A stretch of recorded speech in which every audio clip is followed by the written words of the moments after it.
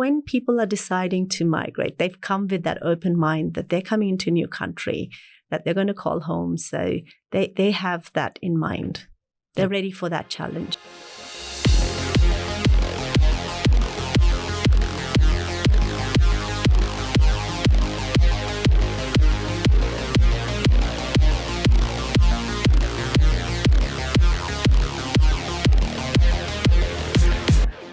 All right, welcome to the Aussie Ambitions podcast. I'm finally excited to talk about this topic, which is migration. It's something that's people relate to Australia a lot, and we are lucky to have a registered migration agent with us today. Her name is Seema. Hi, Seema. How are you?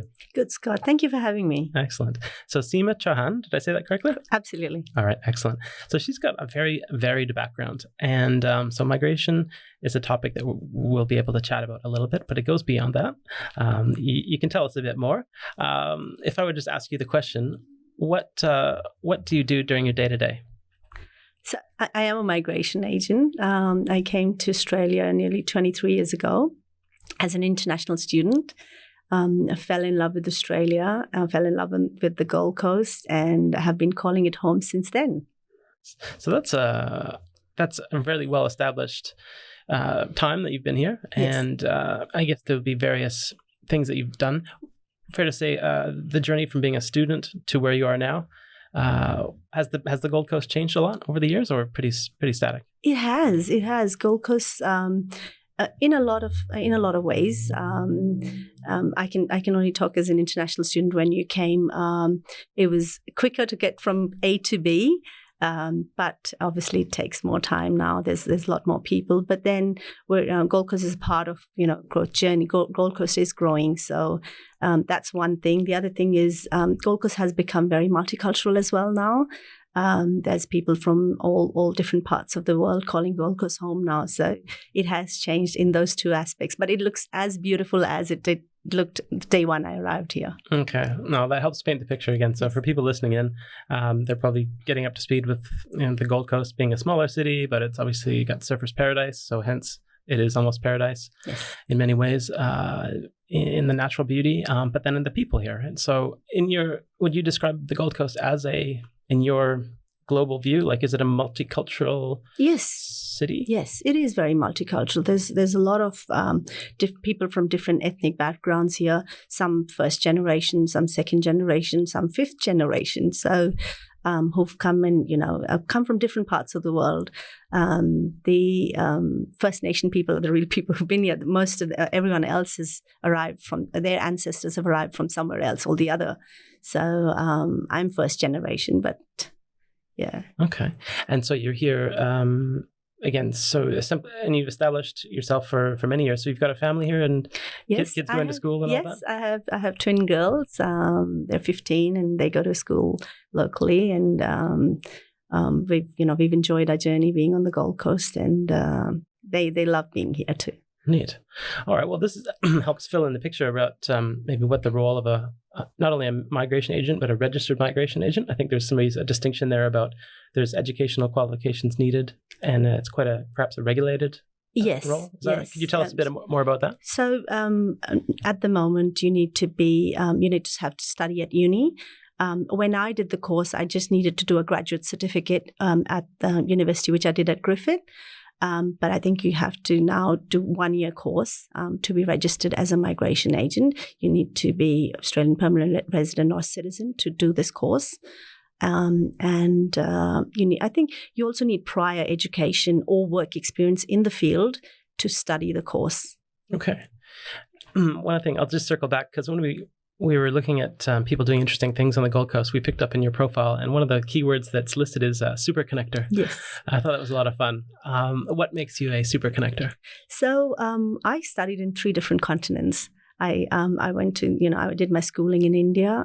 I came to Australia and did my bachelor's and master's here. I also did an exchange program in Denmark. So I've met people from different parts of the world. I love to connect and reconnect with people, and I keep in touch. So I introduce people to each other. And this is not just for business purposes. It's for social needs or and different multicultural groups as well. And I thrive on doing that. Okay. connecting people. And there is, in the past, there's been some travel as well, right? So you perhaps would go to other countries, India or Yes. Europe or Yes. North America. Yes. I've traveled around the world. Yeah. All right. Excellent. Is that something you enjoy doing, just personally? Absolutely. I would like to call myself globetrotter, and COVID has played a spoilsport in that. It has. It has. But we will travel again. Yeah, and I think that's what a lot of people may be curious about at the moment. Is kind of the current state of things. People would be thinking, okay, here's a registered migration agent. She would have a part to play in helping people start their journeys in a new country and so on. But that would have been quite disrupted, I imagine. It is, yes, because borders are closed, and I think our borders, even Australians are not allowed to leave Australia unless it's on an exceptional ground or compelling or compassionate ground, or you're leaving for long term. So it's a bit hard at the moment, but we've got a beautiful country. We're within our borders. We can travel. However, in terms of people coming in, it's hard. Unlike the rest of the world, where people are traveling, they're traveling from one country to another without even quarantining. So, yeah. Well, if I can just put this out there for the people listening in, just to kind of navigate, because this is one of the first times we've put a topic out first, and then we've got someone that could literally help us through some of the main questions out there. So, if you were to describe the migration field, a field of work, is it primarily? I'll just put it out there. Is it primarily like a skilled migration facilitation, or is it all aspects of just someone's expressing interest in relocating, and then therefore there's visas and things, and you just help everyone? How does that work? So there's different sorts of migration, right? Even the temporary residents who come here. So you could come here on a work visa. You could come on a working holiday visa. You could come here on a visitor's visa. You could come here as a student. General skilled migration, so it's very skill-based, employer skilled migration, business skills. So you can come through various different pathways, and then there's always family migration. Family. And I'm not sure if I missed that, but students as well is a big part of it, right? Yes, that's a pathway. A lot of students, Australia is attractive to students because they think that is a step towards, settling down in the country. Okay, so we've described the all walks of life that people could get, that could pursue migration. And do you think is there one common trait that people share? Like when people approach you and say, all right, we'd like to get some assistance in this area. Are they a certain type of person? Are they like go-getters? Are they explorers? Is there a bit of hardship? They're trying to reset their life? Everyone's got different reasons, Someone could come from a war-torn country, like refugees, right? Then someone could be very well settled in their own field of work, and they want to explore Australia, maybe for financial gain, better pay packets here, or someone would want to come here just for better education. Australia has some world-class universities, and then pursue work here. Some follow their family. So a lot of people follow their family. They've already got some family here, and they think, okay, we want to be closer to our family. So those are the different pathways. But there's no set reason why people. There's no one specific reason. Okay, and what's your thoughts on how that relates to perhaps other countries? So, given that you've traveled a bit, I can relate to actually migrating myself. So, I was born in Canada, relocated to Australia, and there was a certain pathway that was available at that time, and had to actually go through lots of hoops to get that. But is it a challenging process? Is there a lot of things that obviously they need to manage the movement of people around the world, right? Otherwise, it'd just be this hop on a plane and go. What's your feeling around the ease of changing and moving here? So some people, it depends how complicated your case is. Or, I would recommend most people to use a registered migration agent, because if, things change so drastically, but by the time you decide to lodge and you collect all your information, forms could change. Legislation could change. From being eligible, you could become not eligible. Like at the moment, only priority list applicants are being invited to make an application or being granted the visas. So if you have a registered migration agent doing the job for you, at least you know that you've got most up-to-date information. Some of the forums, as we were discussing before, some of the forums might have old, outdated information. And if you look through the website, it could also mean that you might have not understood the way the legislation is written. So yeah, and as experienced migration agents, I've been doing this for more than 12 years. I sometimes have to reread the legislation again to make sure that I have understood everything, accurately. So I'm glad you highlighted that, because there's obviously with everything there is a governmental process. They're the one that set the rules, right? Absolutely. And then it's for everyone else to sort of read through those rules, interpret it, and then try to make it work for their situation. But things can change. Yes. And it's fair to say there's some money involved. It depends. I mean, I've heard of parental visas like tens of thousands or 50,000. I'm not sure what the amount is, but so each parent is about, I'd say, $43,000 that just goes to the government at the end of it. Just before the visa is being granted, then 10 or 14,000, either of them, to be given to for assurance of support, which you do get back in 10 years time. But at that moment, yes, parent visa is probably the contributory parent visa is one of the most expensive ones. Yes, but even partner visa is expensive. It's $7,000 plus. Right. So fair to say, if you were to take a misstep, either there's going to be a delay in the application, which time is money, and maybe people have family circumstances to do things sooner than later. Yes. So obviously there's a tremendous value in doing it efficiently, just like any professional advice, absolutely, right? Absolutely. Interesting. And so if I got this right, you yourself had a migration journey and a story, right? Absolutely. And it was as a student? Yes. And so from student, yes. And did you have someone guiding you through that process, or was it a bit of a self-informed journey? And interestingly, you asked that. It was self-done, and that's what made me when as we were discussing before, when I had my twin girls, I was in hospitality and films before that, and I had to decide to change a career because long hours wasn't. I had to find something 9 to 5, so that if someone else has to look after my children between those hours. So because I'd done that application myself, it encouraged me to do the course, and hence I did the course. And I said, it was really interesting to do my own application myself, and that's the reason behind it. And then once I started doing the course, I just absolutely loved it. That's neat. I mean, a lot of this type of conversation can be oriented towards people that are kind of interested in fields of work, and it's like pursuing. At a certain point, a person might not have the same role their whole life. Like they have life stages, and maybe there's a chance to consider something new. Yes. Absolutely. And it's your areas of interest. Some courses don't take that much time. Like back then, it just took me 1 semester of university, so 4 subjects. It does take 1 year now to do this course, but there are courses, and it adds on to your skill. So you've already got some life skills or some work experience, and if you do another course, it just adds on, and it's not like you start from scratch again. You've got this work, real life work experience behind you. Okay, and just to go one step further with that role, I can imagine that there would be a certain number of applicants from various regions. So, and maybe it's just based on word of mouth. So within cultural circles, people hear, Australia is a great place to live. Thinking in Canada, people would have thought, well, why are you going to Australia? That seems a bit odd. Like we have everything here. That's the rest of the world's going to Canada. And they've got their own, right? It's like a reverse thing. Everyone's trying to jump in there. Yes. Which is fine. They have their own programs. And there's lots of space there. Yes. Especially up north. Yes.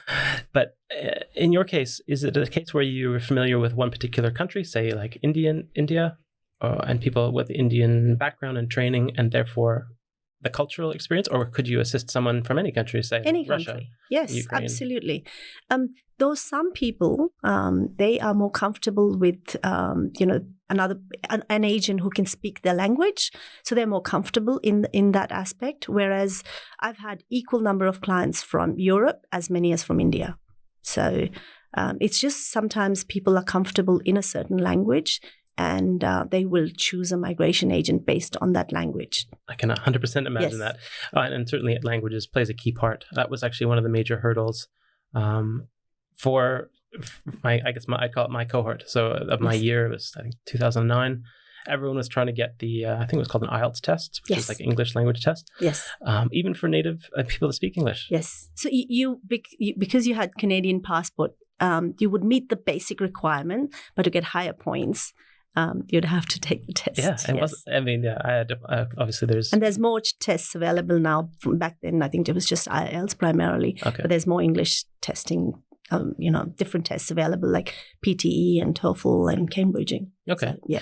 So in terms of a readiness, I mean, this is just on the general audience out there. So in terms of getting ready, or obviously there's a bit of a preliminary step. They're not going to engage a migration agent on day one. They'll probably just do a little bit of self-information, realize, I better get some advice on this, and so on. But then is there a readiness checklist that people should follow, such as evaluate your own skills, see how you could contribute to the new company, like create a little case for yourself on, eventually Do you mean before coming to an agent or before lodging yourself? Before coming to an agent, before even pursuing migration. Like Yes. I see it as a path, and then you may seek help, and you should probably seek help on the way.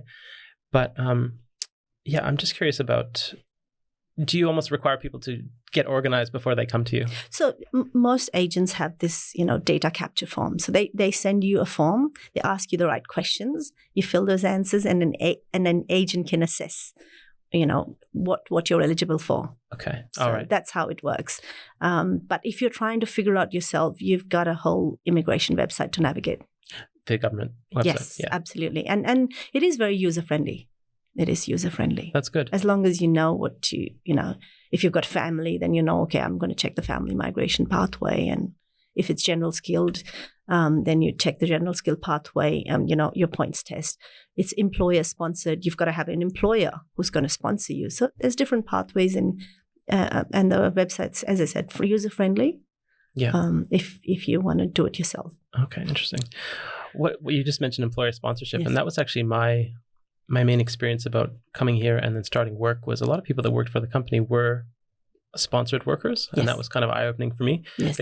I had this relief that I could come here and work and basically choose any place that suited me to work. But Yeah. these other people were I think they'd gone through migration, but it was time bound. It was like 4 years and the clock was ticking, and they Yes. had to get another level of sponsorship. Do you feel that kind of pressure? Do people have this psychological roller coaster? Oh, yes. And, I've had this discussion. I think migration agents should also be taught a component in counseling, which my course didn't have, because we carry the emotional baggage with the client as well, a lot of times, just being an agent. And especially, with COVID last year, so many clients, because migration slowed down and, a lot of people are in waiting, you're constantly reassuring your client, just please be patient. Because these clients whom you had assumed are going to be granted visa in, say, a few months' time, they're still with you after 2 years or whatever.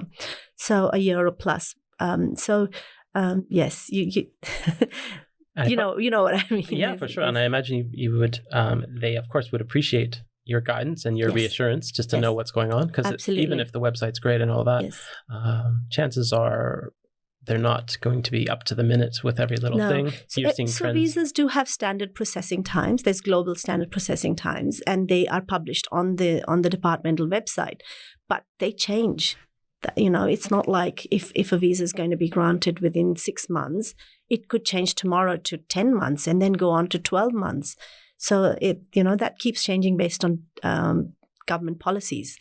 And, as I said, a lot of things changed since COVID last year. So. Okay.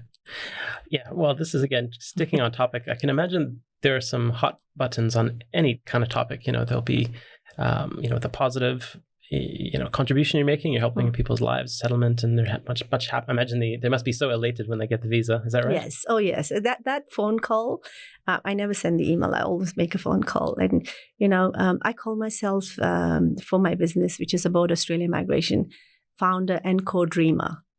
I dream the dream with you. So, it's almost to migrate is a very big decision to relocate to another country. And so I tell them, I will help you, achieve your dream. And you obviously try the best. And you can't guarantee success because you're not the decision maker, right? The decision has to be made by the department, but you help them through that process, and you do to the best of your ability. You apply law and lodge the application for them, and go on that journey with you. In between, someone will fall pregnant, have a baby, get married, and you're just on that ride with them. Right. So very, very personal, almost intimate type of life moments, right? And it's like a trusted relationship. Very. And a lot of my clients stay in touch. They do stay in touch for a long period of time. I have clients from since when I started, even back from like 2009. I'm now doing their parent visas so many years later, and quite a few of them. So they stay on, they stay on with you, and they bring you clients. My clients, it works on word of mouth. My clients bring me clients. Yeah, we chatted about that before. So it's one of those rare professions where, of course, you welcome new inquiries and things like that, but it's not the type of thing where you need to be on the, actively pursuing just to try to make a viable career or business. You can do that, if you can do that these days on the internet. You can find new clients and you can find new opportunities. However, everyone's got their own way of running their business, and my clients bring me clients. It's nice, and that is a neat takeaway for people that have their own business as well. Have a think about that. Is that a model that you can embrace? Because it certainly will be more efficient. Yes. Right? You've got this whole network that's advocating for you and absolutely sharing their stories. It's like, some of it can be online and you got testimonials and all this, but sometimes it's just inner circles. Yes. And it's that connected, isn't it? We're talking about family. Absolutely. And friends. Yes, family, friends, or potential, their friends back home as well who want to come and who've seen them do well here. And they say, okay, we want to come. And they say, I'll connect you to my migration agent. That's neat. So what percentage of people do make it through that process? I mean, like you said, there could be lots of factors I wouldn't assume, and it's not necessarily your contribution to that. It's more the industry at large. Like, would you say that 75% of the people who initiate make it through, or is it half? I wouldn't have an answer for that. No, it's just so all over the place, right? Yes, because some people could make a lot of mistakes, and it be so. Once an application is refused, there are pathways for appeals. If that they think that they definitely, and we go to the tribunal, then you go to the court. So there's endless opportunities, and not all visas have that. But yes, so people should keep trying. Those who want to be here, they keep trying. Well, that's good. I think that's good encouragement because sometimes rules are rules, and you could apply with a certain, information package that you submitted. I mean, there's lots of things that are non-negotiable, like health and character. But then, there's some visas where there is room for health waivers.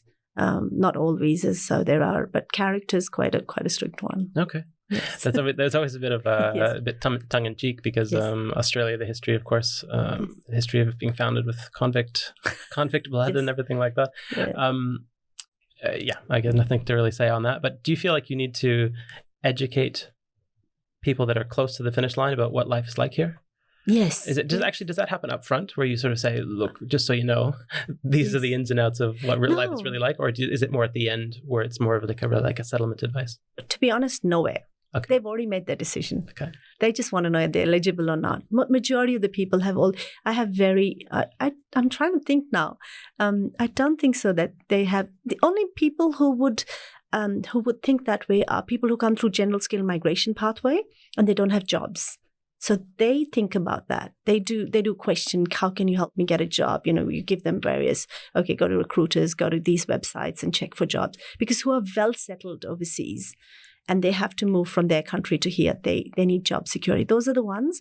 The family migration have already decided, they want to come here. Sometimes people that have visas granted and they don't even move. They don't want to migrate. They're very well settled back home. So interesting. Yes, interesting. And I guess with the you're following the government's regulations that do change frequently. Absolutely. Would you?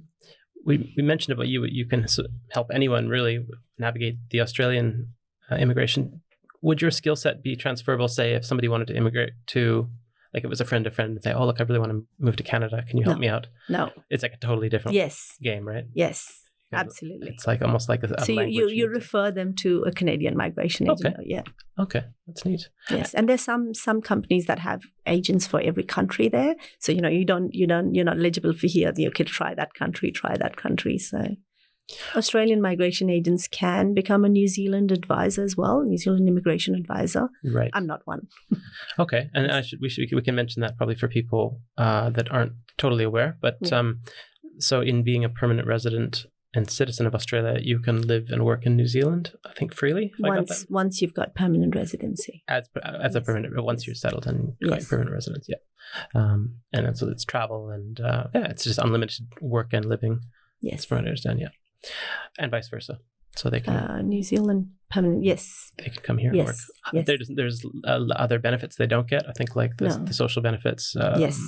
Like unemployment and that kind of stuff. Correct. I think they get some healthcare, but I double check on that. Yes. It's just one of those conversational threads that people might find a bit interesting about how that compares to their home country. But I guess just with we've touched on how it works, but are there any challenges with the industry? Like what makes your job hard?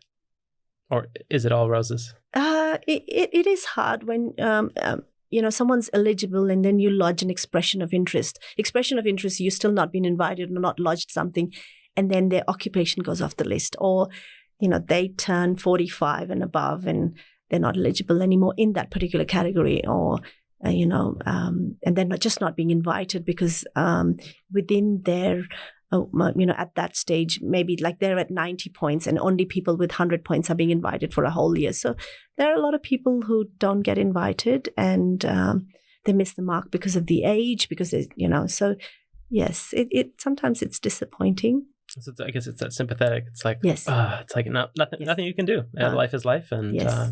It's just adapting. But as a good migration agent, when you start the process, you sort of can a little bit foresee. So you do have plan B. Okay, if this doesn't work, okay, can we make the other person the main applicant? So we try everything. We try different pathways and I guess it's probably worth mentioning, but a lot of the people listening in may have established a business at one point. There are certain points in their career, or at least we're encouraging people to consider their skills and how they could form business. Is there a case to say that if you form a successful business that's profitable, and is that something because I can picture that the government would want people to come here and contribute to the economy, whether it's creating jobs and so on. Is that something that you have some experience with, or is it rare? You mean business migration? I suppose it's business migration, but we're talking about establishment of the company itself, and like say bringing a head office here. It might only be a company of 5 employees, but at least it's a business. Yes, invest. Yes, so you invest in Australia. Yes, and every state has their own. It's a state pathway as well. Okay. So every state has their own, their own regular policies. Right. And so we look at each state and where they want to move and what sort of business do they want to, and then we go, backwards from there. People do move their businesses here as well, or start new businesses here. Like they still have it back home, and then come here and start maybe in Queensland or in Tasmania or anywhere, but the state sponsors you for that. It's a state-nominated pathway. Interesting. Okay, well that's good. That gives people a starting point to just explore. Because again, I think it's a fairly fair game. That I think it's a genuine contribution to the society. Yes. It's that balance between, is it a personal journey, or can there be a greater contribution where you can migrate?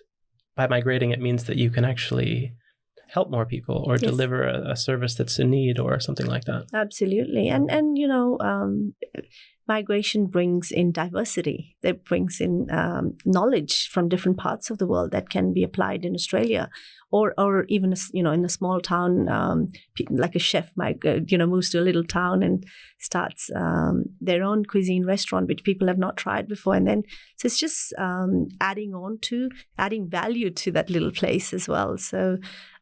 It does bring in, it has its benefits. That's neat. And obviously, maybe it goes probably without saying so much, but you've got the skilled migration list, which evolves. I mean, essentially that's what they're talking about. Somebody's in charge of that list, and they're looking out for the balance of society. And absolutely. We've got a severe lack of, this one trade. And of course, you can... And then also they're trying to build up local skills, right? Yes. Maybe the schools need to be training more chefs. Yes. But in the meantime... Yes. In the meantime, that gap is filled by migration. And there's occupational ceilings, right? So they know how many needed in each occupation. So in general skill migration, there's occupational ceilings. Okay. So, like say 1,000 chefs. I'm just giving, it's not that, but yeah. Yeah. So once that gets filled up for one financial year, then you're in the queue for the next year. Okay. Yes. So it's really like a quota-based system. Yes. They're called occupational ceilings. Occupational ceilings. Yes. Okay, that's a nice little keyword. Yeah. Jot that one down. Yeah. Look, I mean, that does help maybe get a feel. So now we've sort of come full circle around like maybe just what's the general feeling? Like, is that we don't need to get into political stuff, but is the word on the street, are people generally understanding of migrational policies? And, like are immigrants welcomed with open arms? They are, regardless yes. of background and things. They have their challenges when they come over. They have their challenges because they don't have a big network of family or friends, and they've got to start their life all over again. If they have children, children have to go to a new system of education at school. So it comes with its challenges. But when people are deciding to migrate, they've come with that open mind that they're coming into a new country, that they're going to call home. So they have that in mind. They're ready for that challenge. Yeah. Oh, that's neat. Yes. And I can say firsthand about that. I mean, you come with an open mind, but then it's sort of what's waiting for you on the other end of that, and you just don't know. Yes. I mean, and there's people from different ethnic backgrounds that will choose a different name, for example, because they think they just want to show that they're willing to make an effort to assimilate. And yes, people do that. I think, and they probably think it's easier for other people to pronounce those names, and but some people. Some people choose to do that, and it's a very personal choice. I guess maybe I can share just because people might find it a bit unusual and funny. So I again had gone through this journey of immigrating, and again do all the research. And some of it was in forums, I must admit. So probably not the most trusted network, but you sort of take. But if an agent's giving advice there, they write their migration agent number, and that would be professional advice. They would know what they're talking about. And it's only if other people are giving, and sometimes people only talk about times. Like I've been waiting for an application for 2 months or 3 months, so you sort of get an idea. So it's not. I'm not rejecting. Sure. Yeah. Well, yeah. I mean, that's just the world of information, right? Yes, absolutely. Nothing to say on the internet is always 100% correct. Yes. But that's a good point. If they're professionals that are putting them out with a professional registration number. Yes. That's a generous service that they're doing, right? It's essentially guidance that can be relied on. But I guess in my case, it was just obviously English country, moving to another English country, generally some familiarity between cultures. But even then I was thinking, I don't want to land here and be at a disadvantage. And I really felt that. And I had some friends from different countries in Canada who had actually gone under a different name. They really just were trying to assimilate and be welcomed into the job force. Because again, it's all about the priority. And it was at the point where luckily, we moved here and it was like, okay, day 1, day 2, day 3, you're looking to get established. House, or we're talking an apartment, 1-bedroom apartment, in the middle of, like right next to the train station, because you literally don't know where you're going. And then, on, and then work. So you're trying to get established with work, assuming that's a big priority for people, and applying for jobs. There's all these sort of what you maybe call life hacks, but little tips and tricks. And it was a case where I was concerned that my name would be a little bit not Aussie enough. So the name's Scott, right? And I had heard a bit of this. The UK people from the UK and the Aussies, they kind of have this battle. Maybe it's a sporting origin, or they kind of it's a bit of a friendly rivalry. Yes. But it's fair to say, like perhaps maybe a UK person might be disadvantaged. We're talking like for like, same skill, yeah. But it's what shows up on paper, right? Yes. This is before social media profiles were like, everyone's jumping around and looking online. But yeah, it's like the headline on the resume and it's the name. And I thought, well, interesting. And I heard about nicknames. It's like, oh, well, Scott doesn't really have a nickname. And if it does, Scotty. Yeah, Scotty. I'm like, I don't know. Seems a bit off. So I'm like, well, let's just try it and experiment. I put out it was 10 job applications, one with my first name and one with my middle name. And which was middle name's Robert, and I was thinking, well, Rob, Robbo, and it was foreign, right? Totally strange, but like you're desperate to get established, and it was sure enough, all the job offers, the interviews came under that name. And, really? Yeah, and so that was like instant feedback, and it was stark and drastic. And I thought, but didn't it have your qualifications, which would have been from Canada? Everything. We're just talking about like a name, literally. Okay. So it's an A/B test. It's like a marketing thing. So everything's the same. References are the same. I get Of course, you address those things as they come across. You know, Yes. you do a job reference. They're going to call it. You know, Yes. who are you asking for here? You're just talking about the name. Yeah, you do. But it actually followed through where, because you've met people in social situations, that was the name. That name was. I still have business contacts with that name to this day. Oh. So it's interesting that it's the sacrifice. I think was where I'm going with this. Is what Yes. what are people willing to do, and just so people can get a sense of how important it is to like what you're giving up. And also I think there's a settlement period where it's like critical. Like I've heard of people who do the visa, they land here and they just can't settle in. They just can't make the life connections work. So that's why I was curious about your experience with that. Because, you know, when you come here, that's that initial high, right? You get that high and then you start missing everybody back home. And that's with anywhere you go, right? That they teach us as an international students is when you come here, you're like so excited and it's you reach that peak that, oh my God, this is what I wanted to do. And then you start missing home. So that goes down and how to come back up again, like at least, May. So you learn and then you form this community around you and you work with them and they become, so being here 22, 23 years, the community around me is friends who become family now. That's neat. So Yeah. and gradually you work through that process. But in terms of migrant, you think about it before you think about that before moving. Definitely. And there's definitely an appreciation for it. Like you said, it's super, super high. And it's a significant thing. I think it's a life stage or it's a life moment, right? Just Absolutely. like getting married or any significant milestone. Yes. And it depends at what stage of your life you're moving as well. You know, if you're coming single, like, you know, when I came up, you were by yourself. You have to, but if you come, you know, as someone who has children, they've got more adjustments to make as well. So definitely. Well, that's neat. Oh, it's a neat little view on life. So maybe back to yourself. I mean, you would be on your own life journey, things. I mean, where do you feel you're at? You've established this business. Yes. It's a very personal business, which I can imagine fulfilling in that front.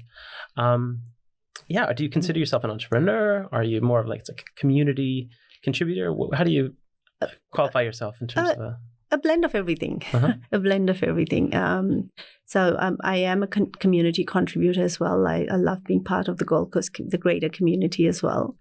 As I keep repeating, as this is home, you just belong here, and in whatever way you can contribute back, that should be the goal, right? Mm. And is it the type of thing where your role, does it become, I don't know, high profile at some case, or is it the network? Do you have to make an effort to network? And no, to me it comes naturally. Uh-huh. And be in the community. What kind of activities are connecting you with people? Obviously, being from an Indian background, connecting with the Indian community, we celebrate festivals and rituals together. I've got twins. I'm part of the Gold Coast multiple birth community, doing things with them. So that makes me, understand everyone else's journey who's had twins. So you could be part, my kids' school community where I'm a mom, and I hang around with the other mums. So it's just whatever little places that you can belong to. I live in a high rise, so the high rise community, people you see every day. So it's the word community is very general. In terms, when I use it, it's very generalized. Like it could be anything. It could be mums together. It could be friends together. It could be, of a certain ethnicity, and then celebrating things that you have always celebrated since you were born. So just connecting with at different levels. That's neat. And it sounds so natural to hear you say that. And of course it seems, I'm like, yeah, of course. But then I think it's worth pointing out that it takes the opposite. I mean, you can have that attitude, but it takes the other end of that for people to be well accepted, and for the community to be open to it. Yes. And for those things to be available. And it reminds me of, I think it was episode 5, Nick the architect. He'd immigrated from Denmark and origins. He spent some time in the UK, and he was comparing Australia to the UK. And I think even with all the efforts and settling in and orientation, it was just that on the other end of it, even his willingness to reach out like that, on the other end, it was sort of like, well, you're not really from here, and it was really hard to establish social So constructs? because I went to university on the Gold Coast with Scandinavians. There was more Scandinavians that, so you learn, and when you've left home, you've left home to learn about other cultures and backgrounds as well. So you've not left home to, just hold on to what you have. You've come out to learn from other people as well. So you've got to be giving to receive as well. It's not like I've always celebrated Christmas, even back home in India. So you celebrate with your friends here, and they celebrate with you as well. Oh, that's neat. Yes. So it has to work both ways. Right. I mean, there is definitely a kinship there between the country of India and Australia. And I mentioned this before. Cricket. Yeah, I mean, it's an absolute learning for me. I don't know cricket, the sport. I mean, I know it to recognize it now, and it's very popular. But what does sport play a role? What's the binding? Is it just historical? I think everything. Awareness of the two countries. Yeah, I think everything. I mean, India and Australia are in a very good friendship role at the moment. Both the country heads are making progress there. But being here as an Aussie Indian, right? What I thrive on is when you have friendships here, with anyone else, like with Australians, it's about your journey. You share your journey, they share their journey, and majority of the people who've travelled are very interested to learn. I go back to that again. And you just have to find those right people. There's some people who, regardless of where you are from, they wouldn't want to, because they're so well settled. They're well set in their ideas, and they wouldn't learn from maybe somebody from another state as well. So you've just got to find the right people around you. Yeah, that's neat. Yes. And there are some things that bring people together. Like I think there's food brings people together. You beat me to it. Absolutely beat me Food to it. brings people together. There was a festival in Sydney. You spent some time in Sydney, right? No. Oh, okay. Your employer was based in Sydney, yes, I think. Yeah. There's I think it was called Para Masala, which is like and Parramatta. And Parramatta. And I used to live there, and it was great. I mean, it was just food, but it was just like, it saved you the trip. Like, I mean, everything they kind of recreated lots of different aspects of Indian culture and food and like. Yes. And even on the Gold Coast, like there's a holy festival, our Festival of Colours on the 28th of March in Southport. Yes. The tickets are being sold for that. I'm attending that event as well. So we're celebrating it with Gold Coast in Broadwater. I'm going to be a little bit naive, but is that with all the powder, the smoke? It's not smoke, but it's some kind of dye? Yes. It's like, the color they use for Colour Run. Have you ever been to, the same color. Okay, but so Colour Run is different? Yes. But this is an actual festival that has origins from a religious background, and that's being celebrated. So gradually the community is growing, and there's bigger celebrations on the Gold Coast now. That's neat. I mean, again, there'll be lots of maybe I don't know if it's pop culture, but people are aware of like Bollywood, and people have traveled to India. I think that's my main observation here, is that people will tell me, "Oh, have you traveled?" "Yeah, I have." "Oh, I've been to India. It was fantastic." I'm like, wow. To me, that's on the list of countries I would, of course, love to go, but I would need to get up and prepare and mentally understand, where do you even go? Like, where do you start? So it's one of those. It's like Europe. It's which country would you go to first? Yeah, and there's like cultural experiences, and there's like city, and I've done Asia, and that was my first expansion. Like, let's come to Australia, and that'll give me a chance to at least hop on a plane and go around to the Asian countries. Yes. And then you figure out, oh yeah, I can manage this. Yes. I mean, it depends on your sense of adventure. But. Yes, I was going to say that. So what, the travel piece, do you feel like Aussies are well informed about India?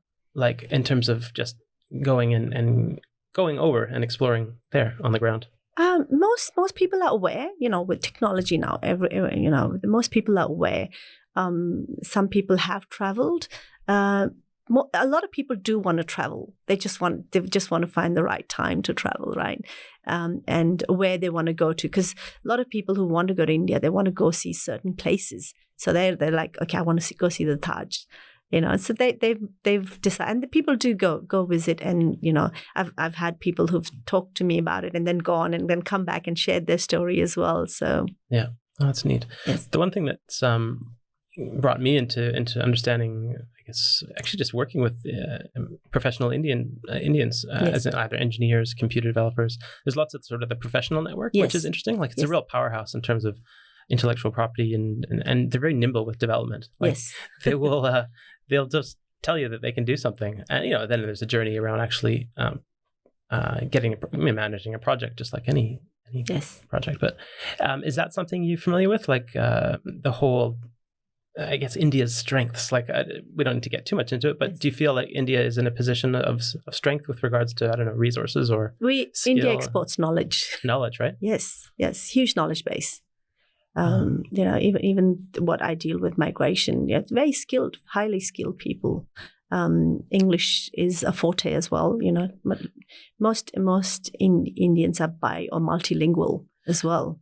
So is it a sense that knowledge? Are you saying the knowledge is shared and exported, or we're talking about people? So the Yes. people are actually being skilled and educated, and then that value is actually moving to a different country? As well. Okay. As well. Yeah. So that is moving as well. Yeah, obviously Yes. there's a portion of that, right? And Yes. that makes sense. And they would be pursuing their own career paths, and Yes. I imagine that's quite. Is there a negative stigma about leaving India, for example? No. Is it seen as a nice career move or family move? It's a personal choice, right? Personal choice. Yeah, like you moved from Canada. It was your personal choice, right? We're almost equivalent countries, but you still chose to move to Australia. Yeah, I was just curious about the family ties and the loyalties and that kind of thing. Yeah, Can they you? still maintain? We still maintain. It can I be still see family almost except for COVID times, right? So they're very strong. And then eventually people do try to bring, like a lot of my clients who've migrated, they bring their parents over. Right. Their parents migrate as well with them. So they bring extended family as well. So, yes. So it's like expanding horizons, basically, Yes. and perhaps just being a global, Yes. yeah. And they, the ones who are doing well, they even send money back home.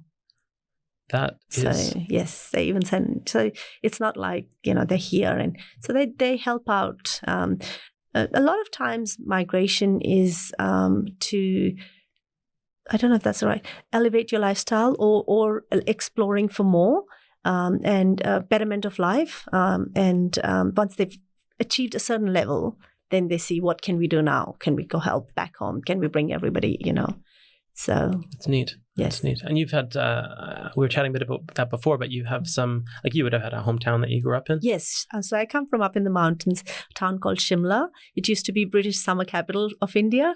So it is one of the most sought after holiday destinations in India. Okay. We usually have White Christmas every year. Snow. Yes, it snows up there. So summer destination, good weather. Is that what you're saying? Yes. Summer is good weather. Yeah, winters is snow. And you got snow. Yes, Fascinating. snows in the winter. Okay. And then, so is that the type of thing you still would stay connected to that particular region? So, Yes, yeah. yes. Wow. I go almost every year back home. I wonder if, I think you mentioned you had done some with relations with the school and just giving back personally Yes. yourself, right? Yes. So about 17, 18 years ago, I decided that I wanted to give back. So there's a girls' school, government girls' school up in the mountains in a village. And I give scholarship to that school. And every time I go there, I speak to the girls, and help donate some things to the school, like a library. I've done books for the library before, and art, art supplies for the art room. So, it's just a little give back to the community back home. That's neat. I mean, I obviously it's interesting for people to evaluate how could they contribute. Obviously, not everyone's in a position, whether it's financially and so on, but in many ways. Yes, you can do a little. You don't have to do something very big, just a little bit. But it's whatever's your calling, So I strongly believe in, that if I could change that one life, to inspire girls from an entire grade. Okay, I want to achieve that. I want to get that prize. I'll work harder for it. So it's just, helping them achieve that. That's neat. I'm not really big with quotes, but the one that jumps to mind is it was a successful, I think, actor was saying, if you've been sort of blessed with success, and it's your duty to send the elevator back down for those. Yes, and I'm nowhere success in that mean successful, but everyone can do a little bit. Maybe sacrifice a coffee or something every day, and it can go a long way. That's neat. And even closer to home here. So there's been, even just in recent times, we were looking at some of the recognition you've got, which is, I know you're probably humble about it, but it was essentially top 10 recognition, local publication that was looking at what's happening with Indian Australian women. Yes. And even recognized the top 10 with in the personal category, individual for Business Community Awards. So I thought that was quite fantastic. Yes, it's the finalist for Australian Business Community Awards. And is that something that you had followed, or was it did someone approach you with that? It's someone nominated and then applied. Yes, that's really neat. And does that bring you closer? Does it help you achieve anything particular on your personal mission in life, or is it a bit of a celebration? You can say, that's neat that people can acknowledge that. Yes, and I think acknowledgement inspires you even more. So you think, then it makes you realize, okay, I'm doing the right thing, and you continue doing even bigger and better. Okay, yes. Well, and that's neat. So are you a bigger and better thinker in the sense that, like, are you a trajectory looking at a certain big plan where you need to be in a certain number of years ahead, or do you take it as it comes? Take it as it comes, but very big I'm very optimistic. Okay. Very optimistic. And I draw my inspiration from other people as well, people around me. I'd like to inspire other people as well. So mutual beneficial for everyone. Oh, that's neat. Yeah. So what would you say is on the horizon for you? So, just about, you've got your family life, girls are probably growing up and lots of fun there. You've got your professional world, you've got your community levels. Like, is it all equal parts, or is an area that you want to pursue? It's just interesting to see where people are who've done a lot and been recognized, especially. And is it the point where you just say, I'm going to enjoy life? Or is it something more intrinsic where you'd say, I still have this little piece, I'd love to go in this direction? It's more of a curiosity. Yeah, no, I'm enjoying what I'm doing, and I want to keep doing that. Balance of work and the community work that I do. I want to keep that balance forever. Like there's nothing I want to change right now. That's neat. Contentment. Yes. I do. I think it's really, perhaps rare, and it's just different to everyone. It's a more of a, I feel like this is a little research project for us, because you get a real feel for, at one point you would have had very clear, I would call stretch goals. I'm here, I need to study, or I want to shift my career and reset after the family commitment that you've been doing. So lots of things there, but at the moment, it's contentment. Yes, there is. That's neat. One of the fascinating things, again, about Indian Australian culture would be the awareness of, like, Hollywood productions and film. And you kind of had that neat story where I think you're working in Surfers Paradise. Yes. So when I graduated from uni, I just, it was just a coincidence. I started working in the film industry because I got introduced to it by an Indian actor. And I worked for a production company based in Fox Studios in Sydney called Films and Casting Temple. And we shot around Queensland. I primarily, because I was Gold Coast based, around Queensland, TV commercials, films, and I absolutely enjoyed.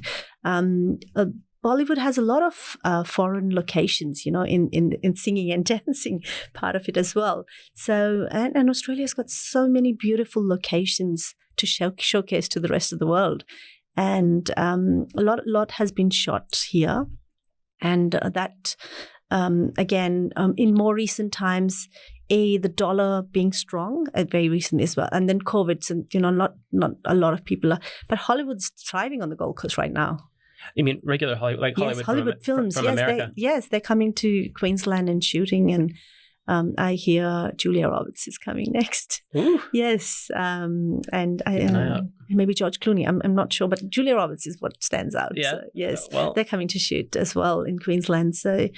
The film industry is doing very well in Queensland. Yeah, it does. It does make sense. I mean, I think you look at what makes communities thrive, and it's a destination, so people come for tourism for their own benefit, get out on the water, and lots of great things here, eat nice restaurants. But then, there's this whole bigger production. So they've got facilities for that. There's talent. Infrastructure and talent. That's what I was going to say. There's infrastructure and talent, and that's what Hollywood's coming for. Neat. So do you get tempted back into that world at all? Or is that... Yes, I am part of something that's going to be announced soon. Ooh. Yes, a relationship between Australia, India, and films, and working on that. Again, I'm only helping someone else is leading the project, but working on that right now. And there'll be more films being shot here, and Australian films being shot in India. So both mutual relationship are going to progress further. Fantastic. Oh, that's really neat. Look, well, we definitely covered a lot. Migration picture, how it is right now. Is there a path? Is it still uncertain times, or is there a path back to normalcy for people that are in a migration process at the moment? It depends when the borders open. This is just my understanding or assumption. By the time they say by October, Australians whoever wants to be vaccinated will be vaccinated. So maybe the borders open then, and then if they're going to still allow visitors to come in, even after the quarantine process is still going to be in place, but they're going to allow. So there'll be then more opportunities for us to lodge visas, and So we just have to wait and see. Yeah, this is what I can foresee. Yeah. Makes sense. First things first. Exactly right. I think everyone's waiting, and every country has different restrictions. But essentially we're just waiting for the official word, and then there'll be regular travel. But then, of course, the government will probably have to have a good look at the balance of things. Yes, and because you can't close the borders forever. If at some stage there has to be maybe a soft opening. Yeah, it's sort of because I don't know how there's still Australian citizens and permanent residents stranded overseas. And because there's limited numbers that can come in every week, so not everyone's has come back. So they need to come in first. People need to come back home first. So there are people in queues, and once that's settled, then for people from outside, yes. It's difficult, right? There would be a huge, equilibrium. Everyone's trying to get back in balance, right? There'd be a waiting list, and exactly right. People, citizens, permanent residents, they've been trying to get back on the planes, just aren't there. Tricky. Yes. Well, I guess it's a good word for, people to, good on them for being so patient and trying, that's the good word, I guess, trying to live in the moment and, It's unprecedented times. So everyone's got to, everyone's learning and adjusting to it. So in the meantime, I think it's good to stay connected with those around you and take a good look at what you do have, and especially the community piece. I thought that was quite fascinating that you have built this neat little network, which is it serves lots of things, but it's just I feel like a really interesting, probably fulfilling pillar in your life. Yeah, absolutely. Wonderful. Well, look, I appreciate all the feedback on that. Is there, if people want to follow along, do you put a lot of public information out there? You've got your company. Yes, so I've got a Facebook page. Sure. That people can follow. Can you just tell us what that is for those listening in? Just for Facebook, Abode Australia Migration. So they can look that up, and they can follow my page. Great. There's information out there. I do share regularly. Wonderful. I'll just spell that. It's Abode, Abode, like as in the home. Home, yes. Lovely. For those who want to call Australia home. Excellent. Perfect. Well, excellent. We'll definitely get those links out there. People can join on. And again, this episode gives you a chance to comment and perhaps just give your opinion on, what you think is interesting and dynamic about this space. So thanks very much for your contribution, Seema. Thank you for your time, Scott. Thank you for this. Thank you again.